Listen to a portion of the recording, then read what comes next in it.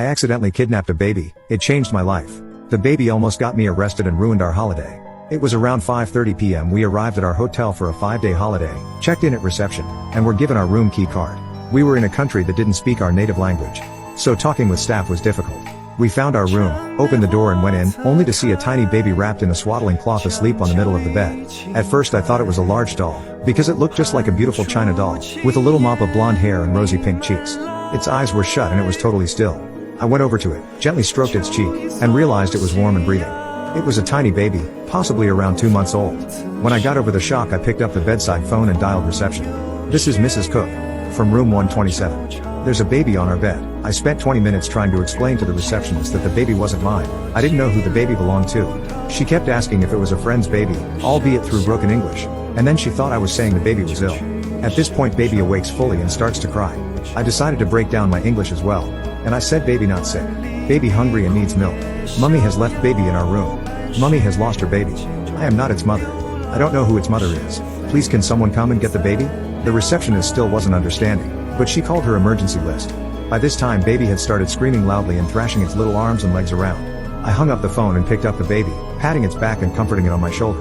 Its blanket was damp and there was a wet patch in the center of the bed. I handed the screaming baby to my husband and asked him to hold it for a minute. I returned to the room, took the distraught baby from my startled husband and gently put my little finger into its mouth. It started sucking my finger vigorously. We decided to take the baby down to reception, so we got our card keys and walked down the corridor to the lift. In the background we could hear sirens wailing, but paid them no attention. As we exited the lift and entered the reception area, I saw a well-dressed young man in his mid-20s standing at the desk. I approached him and asked if he spoke English, and was very relieved when he said he did.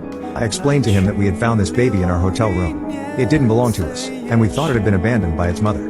I asked him to explain that to the reception lady. He talked to her in Spanish and I saw the relieved look on her face when she realized the baby was not dying. I carried the distraught infant to a quiet cool spot in the reception area and tried to comfort it. I used the little finger and mouth trick again, and it stopped the noise for a few minutes. The hotel's front door swung open and 4 large men in official-looking green uniforms marched in. 2 of the men noticed me sitting quietly in the corner. They came up to me and abruptly snatched the baby out of my arms. One of the men picked me up, turned me around, grabbed my arms behind my back and handcuffed me. The 2 other policemen approached the front counter, where my husband and the translator stood in stunned silence as they watched me being handcuffed. Then both of them started talking loudly at once, explaining there had been a mistake and I should not be arrested as I was just trying to help a lost baby. Just then another man wearing a suit and carrying a black briefcase rushed into the hotel, followed by a young girl wearing a cleaning maid's uniform. She had tears streaming down her face. I was still pushed against the wall handcuffed. Later I was told the whole story by the pleasant young man, our translator. It turns out the baby belonged to the young cleaning maid who had started working at the hotel the week prior.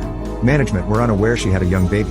Her planned babysitter had bailed at the last minute, so fearful of losing her job she had brought her baby to work. She'd fed her bub and then settled her down to sleep in what she thought was an unoccupied hotel room. She then started her cleaning rounds. The thing is, being new and unfamiliar with the large hotel, she was disoriented and mistakenly thought she had left her baby in room 227, on the floor above our room. When she went to check on her bub 30 minutes later, and found the room empty, she panicked. She was scared of the hotel manager, her boss, and didn't want to lose her job. So she called her sister, who called the police. The maid met the police when they arrived in the hotel car park. The suited man turned out to be a doctor who had been called by the reception lady to attend to a sick English baby. He took the baby from the policeman's arms and handed it to the relieved mother, who was still crying copiously. Then the translator and my husband came over to where I was still handcuffed and demanded that I be released. Shortly after this the hotel manager arrived and was briefed by the police, the reception lady and the translator. The young maid was sitting in a corner breastfeeding her baby, still crying. As a result of all this, the manager offered us upgraded accommodation and free meals and drinks for the duration of our stay. He was incredibly apologetic.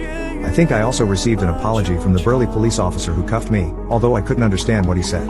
I was most concerned for the young cleaning maid. She looked to be in her late teens, and cried and hugged her baby in the corner for the next hour as we gave statements to the police and sorted things out.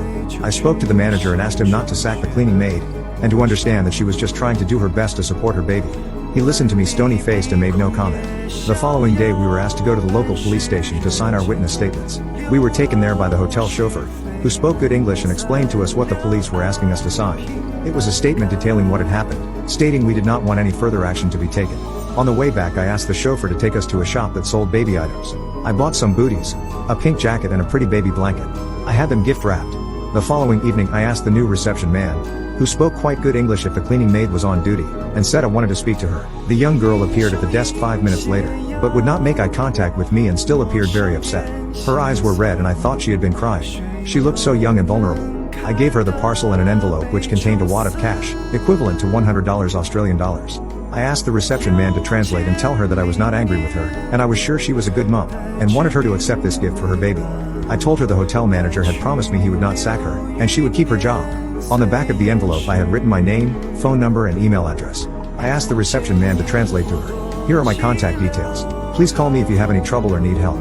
She opened the present, and when she saw the baby gift she broke out into a huge grin. I motioned for her to open the envelope, and when she saw the wad of cash I thought she was going to faint. Her gratitude enveloped me and I can still see her smile to this day. But I never heard from her again. Later the reception man told me the money I gave her was far more than she would earn for 2 months cleaning work. I was absolutely shocked, and wished I'd given her far more, because that was just the cost of 1 day's meals and drinks for my husband and me, and we had been given 5 days free. I learned a lot about inequality that day.